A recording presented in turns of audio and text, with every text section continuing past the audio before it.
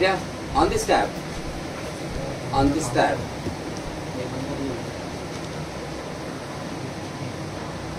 त्या फॉरवर्डर्स बघा आहे आणि फॉरवर्डर्स नंतर तुम्ही खाली जर बघितली ना अजून तिथे फोल्डर बघा DNS मध्ये कंडिशनल फॉरवर्ड आहे का?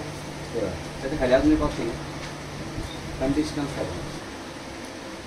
हा आपला DNS सर्व्हर आहे. बघा याच्याकडे सध्या काय एकच लॅन कार्ड आहे. याच्याकडे सध्या एकच लॅन कार्ड आहे बरोबर आहे.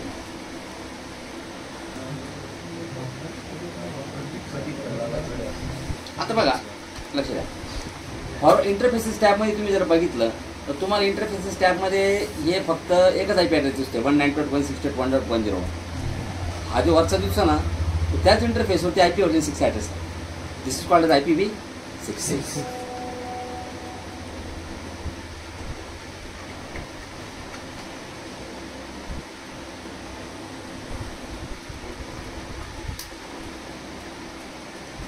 तर बघा आता मी जर समजा एक काम केलं याचं लॅन कार्ड जर दुसरा IP ॲड्रेस अटॅच करा एक तर दुसरं लॅन कार्ड ॲड करा किंवा दुसरं लॅन कार्ड जर ॲड नाही केलं तुम्ही बघा दुसरं लॅन कार्ड ॲड करायला काही रॉकेट सायन्स थोडी नाही. ते बघा इथं आले तुम्ही VM सेटिंग्स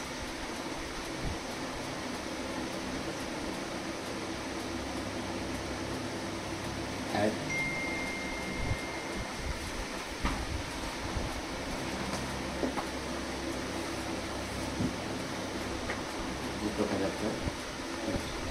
ये झालं लॅन कार्ड आहे.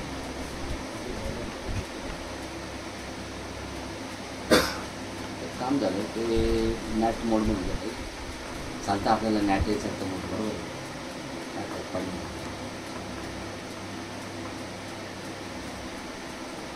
नाटो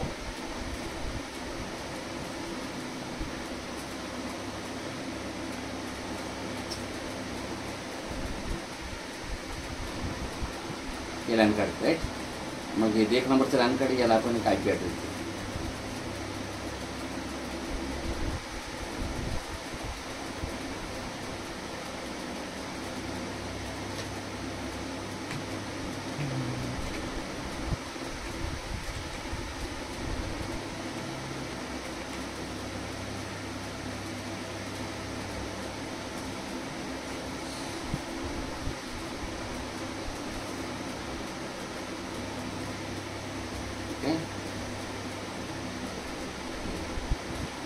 आता तुम्ही जर DNS सर्व्हरच्या प्रॉपर्टीजमध्ये जर गेले तर तुम्हाला दुसरं लॅन कार्ड दिसणार नाही. ठीक आहे का? कारण की DNS सर्व्हर तुमचं रिस्टार्ट करावं लागेल तुम्हाला त्यावेळेस पुढे ते किंवा मग एकदा कन्सोल बंद करून चालू करावं लागेल असंही झालं. कन्सोल बंद करून चालू केलं तरी चालतं किंवा मग तर DNS सर्व्हरला तिथं रिस्टार्ट केलं असतं चाललं असतं.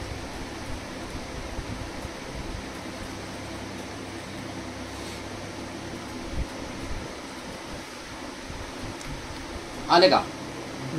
ये बघा आता सध्या तुमचा DNS सर्व्हर जे आहे ना या दोन्ही लॅन काढून या दोन्ही इंटरफेसेसवरून काय ऐकतोय क्युरी लिसन करतो. तुम्हाला काय वाटतं तुमच्या आणि त्यामुळे बघा तुम्ही जर लक्ष दिलं व्यवस्थितपणे पहिले तुमच्या झोनमध्ये फॉरवर्ड कप झोनमध्ये फक्त DC101चा फक्त एकच रेकॉर्ड होता. आता DC101चे 2 रेकॉर्ड आले असेल पण तेव्हा DC101 आणि DC101 आहे का? तुम्ही म्हणशील सर आहे का 101? अरे हे IP/6 पाहुणे याला सोडून द्या.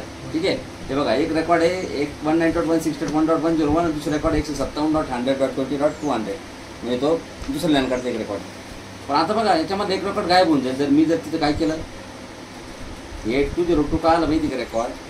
कारण की आपण पब्लिक IP दिला. पब्लिक IP/6 मध्ये 200 पासून सुरुवात होतं ना की मी आता याच्यामध्ये पहिल्या मॉडेल कोण झाले सगळे झाले ना काही जण जर सोडले तर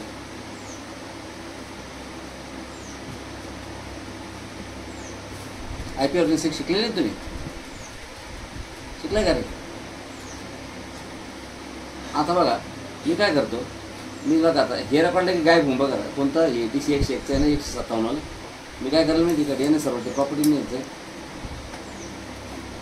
फॉरवर्डर्स इंटरफेसेस त्याच्यामध्ये one day the following IP addresses आणि मग मी काय करतो माहिती का 101 नाही 57 हा आणि हा काढून टाक बरोबर रिफ्रेश कर आता फॉरवर्ड करून घेऊन जा. थोड्या वेळ बघा 101चे किती रेकॉर्ड होते, 3 होते. आता किती राहिला फक्त, म्हणजे तू गेला नाही निघून. नाही आता झालं काय, तुमचा DNS सर्व्हर फक्त एकाच ठिकाणून ॲड्रेस आहे. काय करतो, क्युरी ऐकतो आता 101 कडनं. बस 101ला क्युरी झाली, 192.168.1.101ला तो ऐकणार फक्त. बाकी तो त्या लाईन काढून क्युरी ऐकणार नाही. बरोबर आहे, तू पटला की नाही पटलं. अरे एका बॅचमध्ये छान आहे पोरं,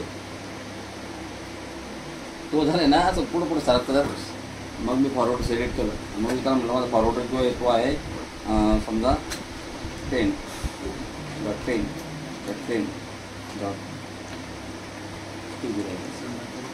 आता हे तू केलं जाणार आपल्याला माहिती आहे, कारण की आपल्याकडे असं काही नाही आहे का. आपण फक्त देऊ राहिलो बस, झालं का आपला.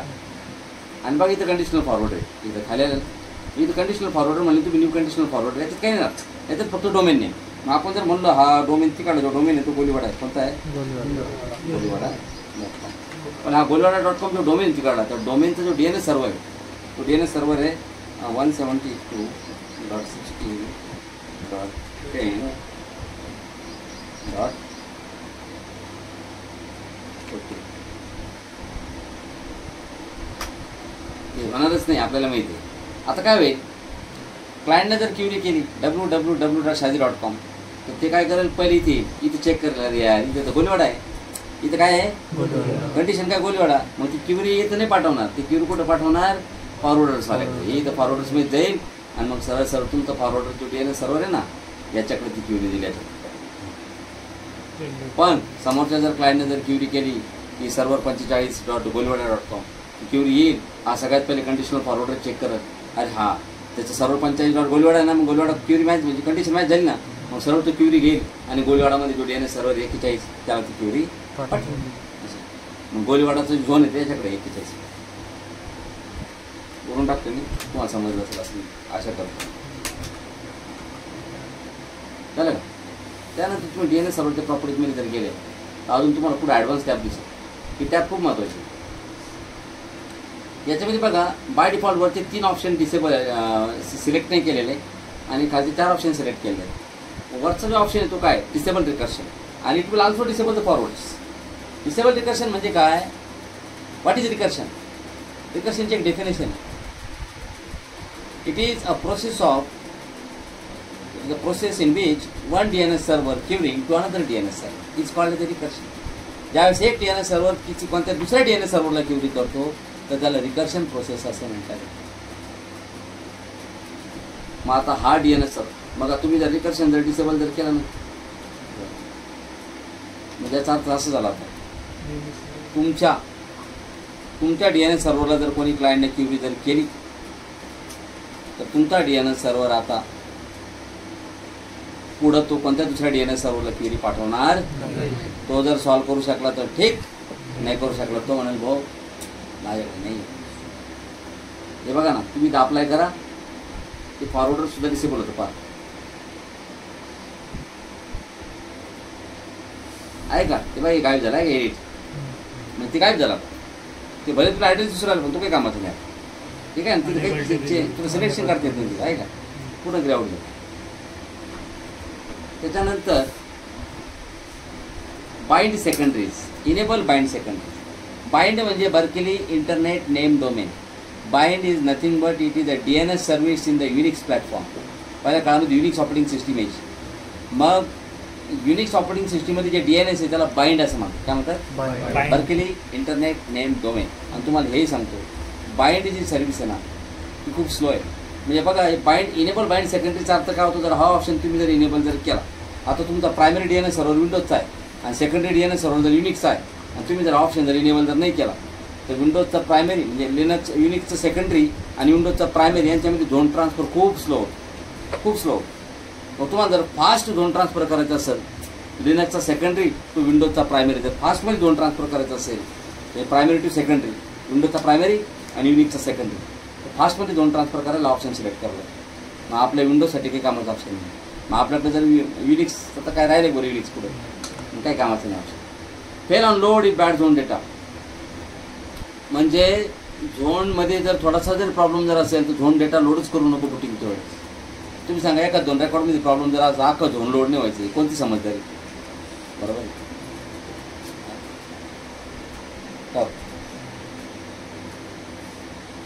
आता मला कांदे आणले, आपलं टमाटे आणले, म्हणजे तुम्ही हा ऑप्शन जर क्लिक जर केला तर झोन डेटा एखादी 2 रेकॉर्डमध्ये जर प्रॉब्लेम असेल ना तर झोन डेटा लोडच होणार नाही, म्हणजे चुकीचं आहे ना. बरोबर आहे. इनेबल राऊंड रॉबिन आणि इनेबल नेटवर्क सॉर्टिंग हे 2 ऑप्शन जे आहे ना, हे 2 ऑप्शन जे असतात हे लोड बॅलन्सिंगचे ऑप्शन. बघा आता इनेबल नेटवर्क सॉर्टिंग सांगतो तुम्ही, म्हणजे तुमच्या DNS हे पण मल्टी होम सर्व्हरला यूज होतं. मल्टी होम सर्व्हर म्हणजे त्या सर्व्हरला एकापेक्षा जास्त लॅन कार्ड किती यूज होतं. काय असतं नेटवर्क ऑर्डरिंग, म्हणजे एखाद्या क्लायंटने क्युरी केली, त्या क्लायंटचा IP ॲड्रेस 192.168.1.45. 1.45 वाल्याने जर क्युरी जर केली तर तुमचा DNS सर्व्हर जो आहे, तो कुठून क्युरी आहे का, तो याच्याकडून क्युरी आहे का, कोण 101.101.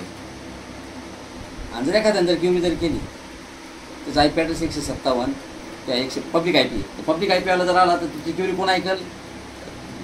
आपण ती काढलं नाही का आता इंटरफेस स्टॅपवरून काढलं ना, तो 157 तो त्याची क्युरी आहे. मग तुमच्याकडे जर मल्टी होम सर्व्हर एकापेक्षा जास्त लॅन कार्ड तुमच्या DNS सर्व्हरला तर तुमची क्युरी मल्टिपल येतील ना. मग ज्याचा सबनेट मास माहिती आहे त्याची क्युरी तो रिझॉल्व करेल. आता तुम्ही सांगा एखाद्या क्लायंटने क्युरी केली त्याचा IP ॲड्रेस 192.168.1.45, मग इथे क्युरी आल्यानंतर तुमच्या DC10 आता बघा मी पुन्हा जर ते एक काम करतो, आपण काढून टाकलं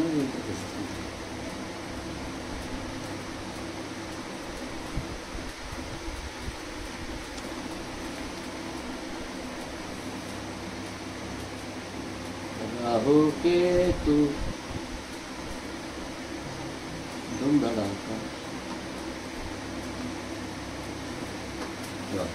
आता विचार, जर 192.168.1.45 क्युरी जर आली तर या दोघांपैकी कोणती क्युरी ऐकल? हा ऐकल, हा ऐकल. तर enable network ordering option selected by default. त्याचा अर्थ काय होतो? जैसे तुम्हारा क्लाइंट का सबनेट मास्क वैसे सर्वर के ऊपर का सबनेट मास्क का रिकॉर्ड उसको रिस्पॉन्स. मग तुम्ही सांगा समोरच्याचा IP ॲड्रेस 192.168.1.45, मग हा क्युरी ऐकल का हा ऐकल? खालचा 101, कारण याचा त्याचा मास सारखाच आहे ना. तर 1.45 आहे ना तर 1.101. पण एखाद्या जर पब्लिक IP ने जर क्युरी जर केली जसं 157.100.45.45 त्याची क्युरी कोण ऐकल? हा. पण एखाद्या असं कोणतं क्लायंट आपल्याकडे त्याचा IP ॲड्रेस 202.100.10.1. आता दोघांचं पण मास माहिती होतो तिथं. मग त्या ठिकाणी ऑप्शन यूज होतो राऊंड रॉबिन. कोणता ऑप्शन यूज होतो? राऊंड रॉबिन म्हणजे काय? हे दोघांमधला जो रेकॉर्ड वरती आहे तो पहिली क्युरी ऐकल. हे राऊंड रॉबिनचा अर्थ काय होतो? म्हणजे दोघांचं जर माझं मॅच जर नाही झाला दोघांबरोबर पण समोरचा क्लायंटचा, मग हा 1 नंबरचा जो आहे ना तो पहिला ऐकल, तो 2 नंबरला निघून. पुन्हा कोणी क्युरी केली का मग 2 नंबरवाला 1 नंबरला आला तो क्युरी ऐकल, तो पुन्हा 2 नंबर निघून. राऊंड रॉबिन म्हणजे list will be rotated. List काय होईल? तेव्हा 1 2 याने क्युरी ऐकली, हा गेला 2, याने क्युरी ऐकली, हा गेला 2. समजलं का तुम्हाला? आणि सिक्युअर कॅचे अगेन्स्ट पोल्युशन. पोल्युशन म्हणजे हॅकिंग अटॅक्स. तुमची जी कॅचे आहे ना DNSची कॅचे, तिला काय करा? सिक्युअर करा. पोल्युशन म्हणजे तुम्हाला माहिती पोल्युशन म्हणजे काय राहतं? हॅकर्स. आणि इनेबल DNS एक व्हॅलिडेशन फॉर रिमोट रिस्पॉन्सिबिलिटी. आता नवीन फीचर आलेलं आहे विंडोज सर्व्हर 2012 की तुम्हाला DNS सिक्युरिटी त्यांनी डिजिटल सर्टिफिकेट बेस्ड व्हॅलिडेशनचे काय केले कन्सेप्ट ठेवला, जेणेकरून तुमचे DNSचे जे क्युरी देते डिजिटल सर्टिफिकेट त्याचे प्रोटेक्ट होतील. त्यामुळे तिने बाय डिफॉल्ट इनेबल केली. नेम चेकिंग फॉर्मॅट आहे multibyte. Unicode transformation format 8 byte. 8 बाईटचा फॉर्मॅट आहे. आता नेम चेकिंग फॉर्मॅट इथे 2-3 असतात, पण UTF सगळ्यात भारी फॉर्मॅट आहे म्हणजे नेम चेकिंग करण्यासाठी. इथं बघा RFC असतो, strict RFC, non RFC. Strict RFC ANSI असतो, ठीक आहे. Strict RFC ANSI, non RFC ANSI, multibyte. तर हा सगळ्यात भारी कोणता? Multibyte. Load zone data on startup. Zone data startup choice कुठून लोड झाला पाहिजे? Zone data startup choice load झाला पाहिजे ॲक्टिव्ह डिरेक्टरी अँड रजिस्ट्री. म्हणजे आता आपला ॲक्टिव्ह डिरेक्टरी इंटिग्रेटेड झोन आहे, मग त्याचा डेटा कुठून लोड झाला पाहिजे? ॲक्टिव्ह डिरेक्टरीमधून आणि रजिस्ट्रीमधून, या दोन्ही ठिकाणून लोड झाला पाहिजे. आणि त्याच्या खाली ऑप्शन, त्याच्या खाली अजून 2 ऑप्शन आहे, फ्रॉम फाईल आहे, फ्रॉम रजिस्ट्री पण ऑप्शन आहे. पण आता फक्त फ्रॉम फाईल आणि फ्रॉम रजिस्ट्री कुठून घ्याल? तुम्ही कधी घ्याल? ज्यावेळेस तुमच्याकडे स्टँडर्ड प्रायमरी झोन असेल त्यावेळेस. एवढं भारी फीचर तुमच्याकडे ॲक्टिव्ह डिरेक्टरीचा तो काय सोडायचं? Enable automatic scavenging of stale records. Scavenging period 7 days. मी जर म्हणलं स्कॅव्हेंजिंग पिरियड याला जर की 7 दिवस ठेवलं, याचा अर्थ काय होतो माहिती का? हे बघा, इनेबल ॲटोमॅटिक स्कॅवेंजिंग. स्कॅवेंज म्हणजे डिलीट करणं, पर्च करणं. काय करणं? डिलीट करणं. आणि स्टेल म्हणजे आउटडेटेड. स्टेल म्हणजे काय? तर याचा अर्थ असा होतो, तुमच्या DNAच्या झोनमध्ये जेवढे पण आउटडेटेड रेकॉर्ड आहे ते ॲटोमॅटिकली डिलीट कर. आउटडेटेड म्हणजे काय तुम्हाला सांगा. हे रेकॉर्ड आपण बनवलं होतं क्लायंट 233, ते अर्थ होता त्याचा आपण असंच बनवलं होतं.